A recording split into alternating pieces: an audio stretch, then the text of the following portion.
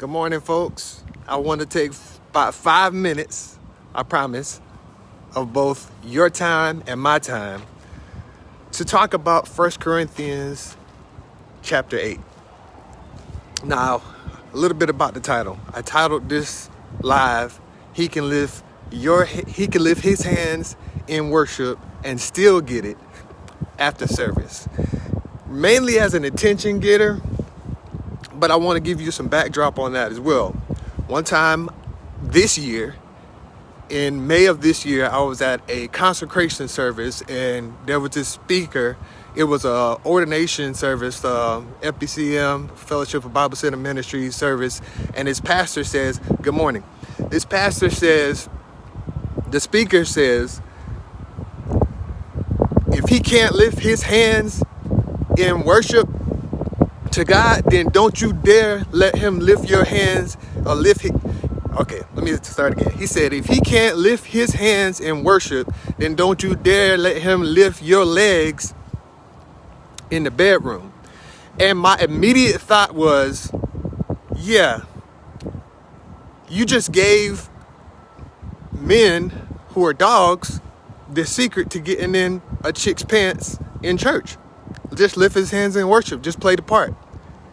I know from experience because I have been the one to lift my hands in worship on the praise team and then get down and lift legs in the bedroom. I have. With two particular women. Many of you may know, many of you may not know. I'm not going to go into details, but I will. One of them was my wife's.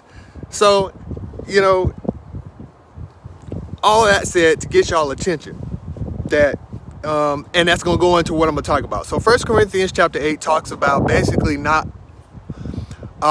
eating food that's offered to idols. I encourage you to go and read it yourself because it's really good, and ask for revelation and just really do some in-depth reading.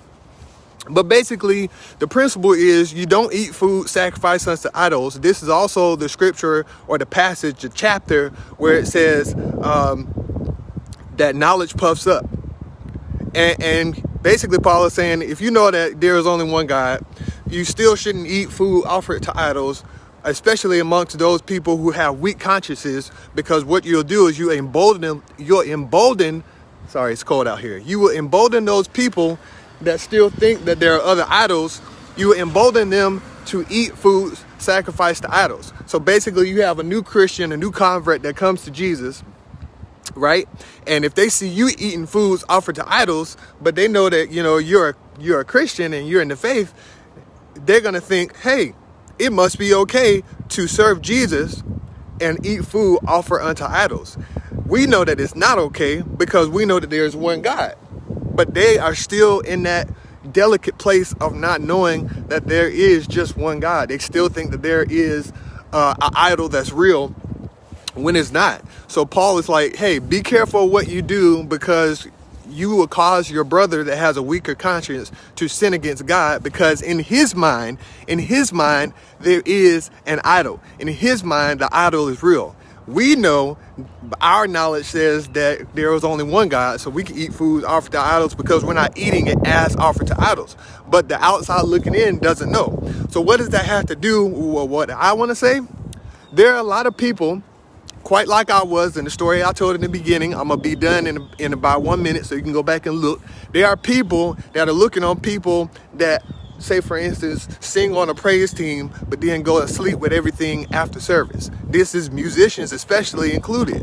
There's so many musicians right in Tampa known as hoes, men and female. There's too many singers known as hoes around Tampa.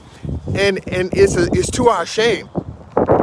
The world shouldn't be looking on to us and thinking that it's okay to be a hypocrite and to sing on the praise team and to worship and to talk all godly, and then behind closed doors or on a Friday or whatnot, we are living contrary to what we say we believe. Either we're going to be a part of the church or we're not.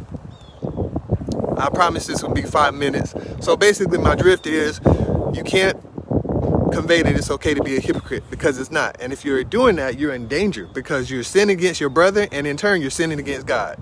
Go look up that chapter, 1 Corinthians chapter 8.